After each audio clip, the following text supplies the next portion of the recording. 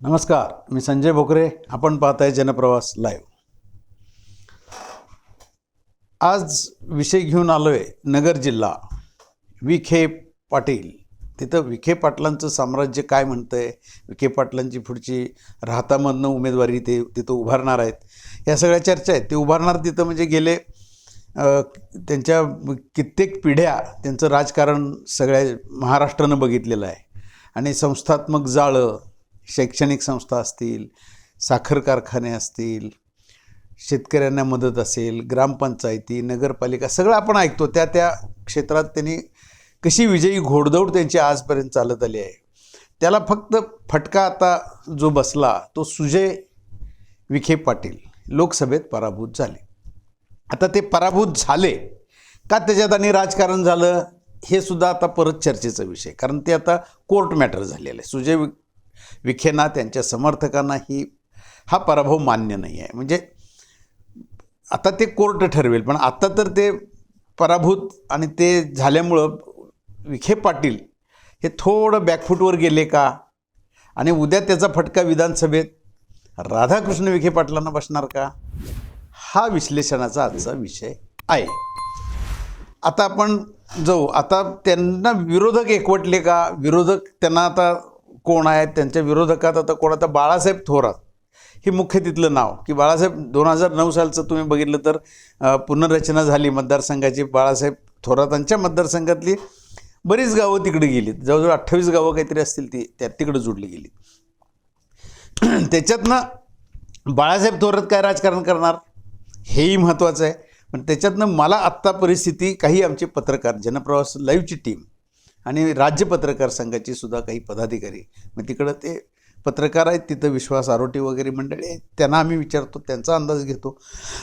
त्याच्याहीपेक्षा आणि बरेच आहेत ज्येष्ठ पत्रकार आहेत. परंतु सामान्य माणसाला जाऊन विचारणं आणि नक्की विखे पाटलांचं काम काय आहे, सगळे बघतो, पेपरमध्ये वाचतो, मीडियामध्ये, तर त्याच्यापेक्षा मतदारांची चर्चा केली पाहिजे. म्हणून आमचे काही पत्रकार गेले महिन्याभरात फिरत आहेत सगळीकडे महाराष्ट्रात. तसं विखे पाटलांच्या मतदारसंघ, त्यांचा हे राहतामधनं ते निवडणूक लढवणार आहेत, तिथं जाऊन आता सध्या महाविकास आघाडीचं वारा आहे. लोकसभेत बघितलं आपण, महाविकास आघाडीला यश आलं.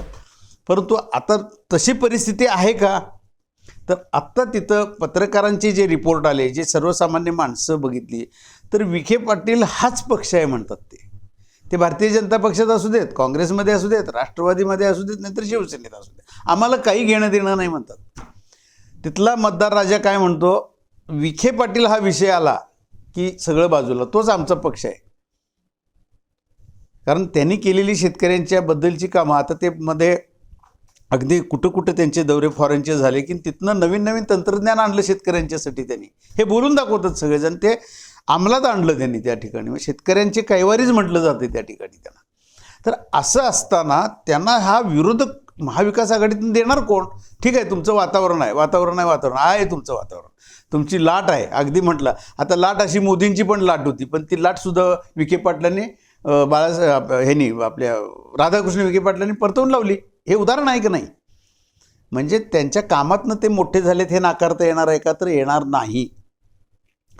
महाविकास आघाडीनं त्यांना उमेदवार कोण देणार? आता तिथं मला वाटतं तो विवेक कोल्हेसुद्धा आता जोरदार चालला आहे. पिपाडा आहेत, राजेंद्र पिपाडा, हे सुद्धा म्हणतात मलाच उमेदवारी मिळायला पाहिजे.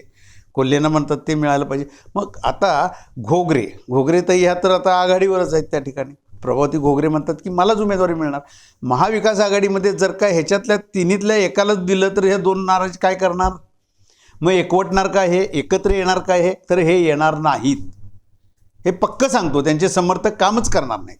महाविकास आघाडीमध्ये हे असं आहे. महायुतीमध्ये प्रश्नच येत नाही, विखे पाटील आहे की विखे पाटील आहे. हे राजकीय समीकरणं, त्याच्याबरोबर जातीय समीकरणं ही पण बघितली पाहिजेत त्या ठिकाणी. मग तिथं माळी समाज असेल, धनगर समाज असेल, मराठा समाज, ते म्हणतात आता इथं जरांगी पॅटर्न येणार का मराठा समाज म्हटल्यानंतर? आता सध्या तो चर्चेचा विषय आहे. अजिबात येणार नाही म्हणतात. कारण जरांगी पॅटर्न, आमची कामं रोजच्या रोज करणारी व्यक्ती कोण आहे? तर हे राधाकृष्ण विखे पाटील आहे. गेल्यानंतर आम्हाला न्याय मिळतो. का मिळतं? कारण संस्था आहे, कारखाना आहे, ग्रामपंचायती 90% त्यांच्या ताब्यात आहेत. मग असं असताना विखे पाटील पराभूत होणार, महायुतीचे विखे पाटील पराभूत होणार आणि महाविकास आघाडी तिथे हे मांडे खाण्यातला प्रकार आहे. विखे पाटील तिथं पराभूत होऊ शकत नाहीत. इथं माझ्याकडं लिस्ट आहे. आज पत्रकार तिथं जाऊन फिरून आले, त्यांचे रिपोर्ट आले, त्याच्यामध्ये स्पष्ट दिसते की राधाकृष्ण विखे पाटील चांगल्या मतानं त्या ठिकाणी निवडून येतील महायुतीचे. हा आत्ताची परिस्थिती आहे. विरोधकच चांगला मिळायला पाहिजे, तो काही त्यांना मिळणार नाही. त्या घोगरेच काहीतरी आत्ता आक्रमकतेने, कारण गणेश कारखान्याचं नुकतंच आपण मागच्या वेळेला झालेलं बघितलं, गणेश कारखाना त्यांच्या हातातून काढून घेतला. परंतु कारखाना हा विषय वेगळा, लोकसभेच्या निवडणुका वेगळ्या आणि आता येणाऱ्या विधानसभा ह्या वेगळ्या. त्याच्यातलंच गणित तिथं लावायचं, कारखान्याचं गणित तिथं लावायचं, हे तिथं चालणार नाही. मतदार राजा म्हणतो राधाकृष्ण विखे पाटीलच आमचे उमेदवार असतील आणि आमचं मत हे त्यांनाच पडेल, ते कुठल्याही पक्षात असू दे. आणि आत्ताची ही परिस्थिती आहे आणि राजकीय समीकरणं उद्या काय बदलणार आहेत त्याच्यावर आपण परत विश्लेषण करू. आज इथंच थांबू.